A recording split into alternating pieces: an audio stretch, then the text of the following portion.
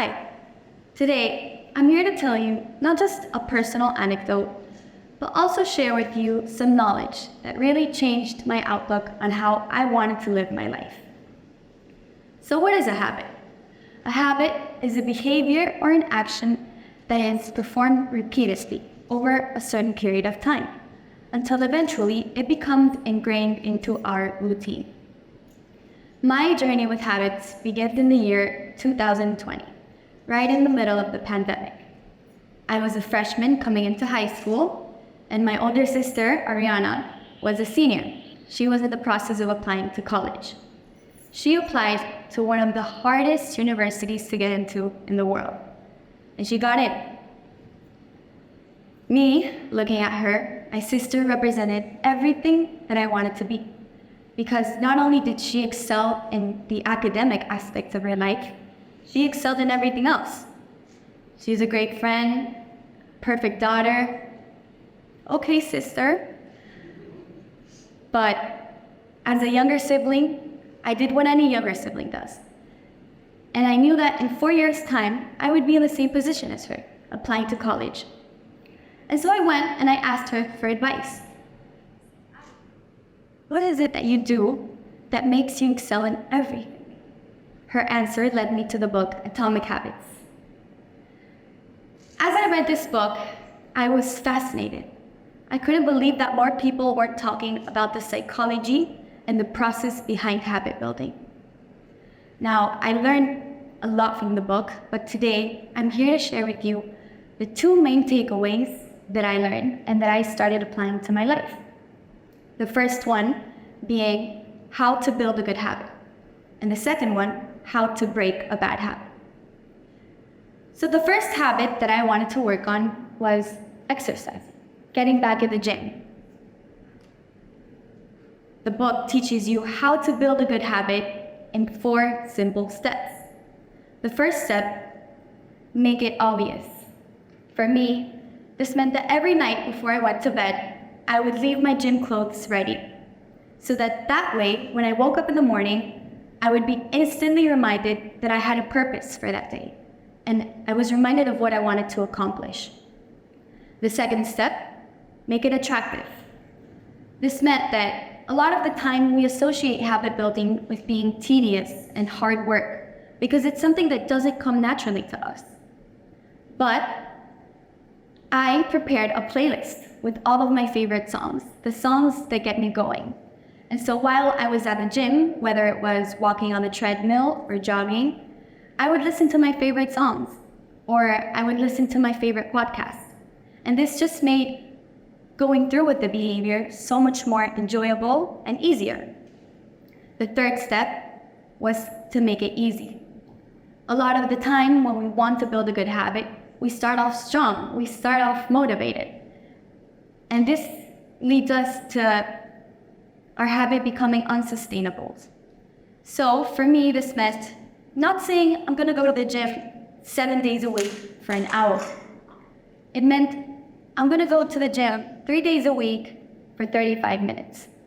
And this led me to gradually increase my load. And the fourth and final step is to make it satisfying, make it rewarding. In my case, this meant that after every workout, I would treat myself to a healthy breakfast or to a relaxing shower. This way, my brain associated performing the behavior with a positive outcome.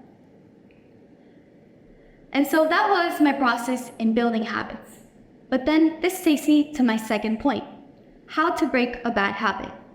In my experience, I can tell you that breaking my bad habits was so much harder than building new habits from scratch. This happens because when a behavior becomes ingrained into a habit, sometimes we may even begin to perform them unconsciously or on autopilot. And so the habit that I wanted to work on was I wanted to stop spending time on my phone before bed.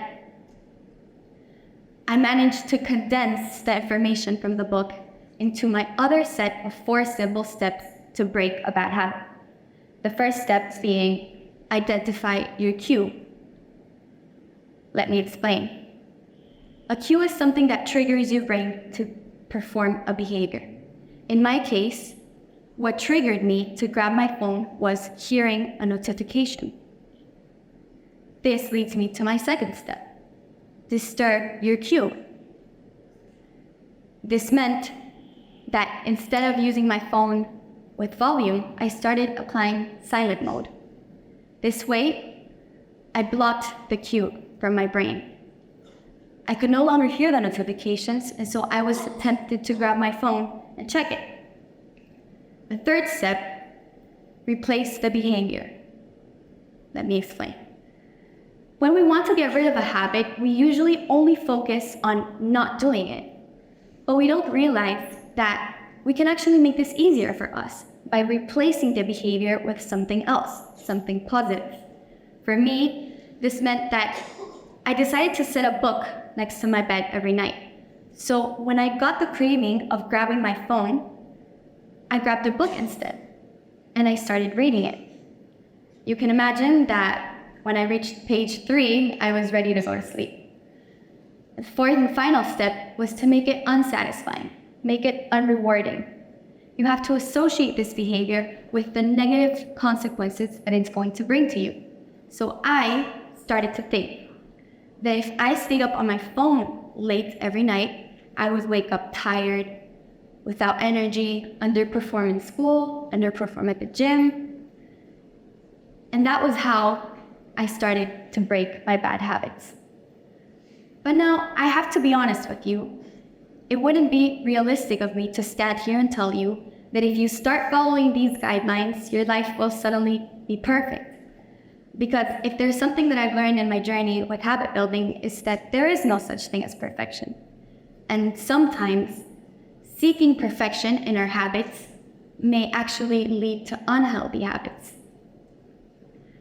Now, fast forward 4 years from the moment I first read this book, I am now in the same position that my sister was.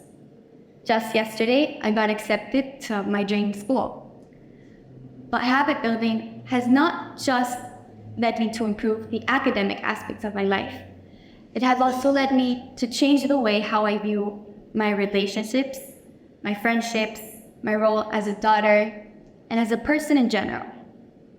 And even though my journey has not been perfect, and I still have a lot to learn, I feel confident knowing that I'm going to take this knowledge with me to college and to the rest of my life. And it will help me face the challenges that these new experiences will bring to me. So before I leave this stage, I want to leave you with this. You want to build a good habit, make it obvious, make it attractive, make it easy, and make it satisfying. You want to break a bad habit, identify your cue, disturb your cue, replace the behavior, and make it unsatisfying.